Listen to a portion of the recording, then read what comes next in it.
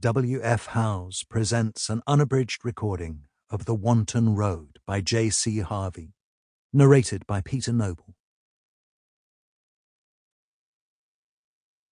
Author's Note.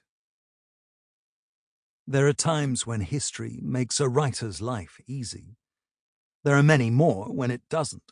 Why couldn't so-and-so be in this place when it would be so handy to the plot to have them there? Why couldn't this have happened when I want it to, not when it did? Why was this marvelously evocative phrase not in use 100 years earlier? But sometimes the gods of history and of fiction sit down together and get along. Such is the case with the winding down of the 30 Years' War in Europe and the ignition of the Civil War in England in 1642.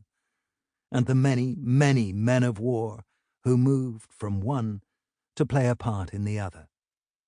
So, gentle listener, and thank you so much for still being there, for completing this marathon through the first half of the 17th century with me.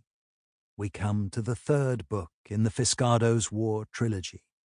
And by now, Jack Fiskardo's war is not only the one he fought in Germany, and the one between him and his sworn enemy, Carlo Phantom, but also the one taking place in his own heart and head.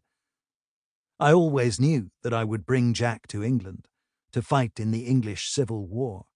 I always knew that his faithful troop of discoverers would join him, that I would make him the owner of Varney, and that before any of this he would lose his patient and loving helpmeet, Mireille.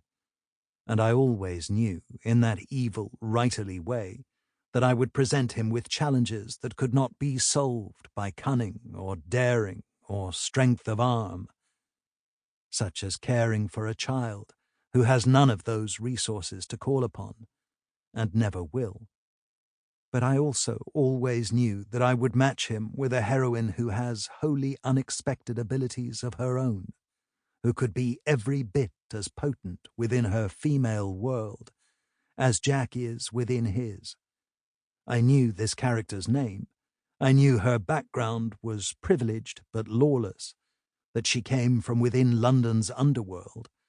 I knew her spirit was indomitably confident and unquenchably selfish and venal, yet that this was going to be what ensured her survival, and the survival of almost all those she would come to love.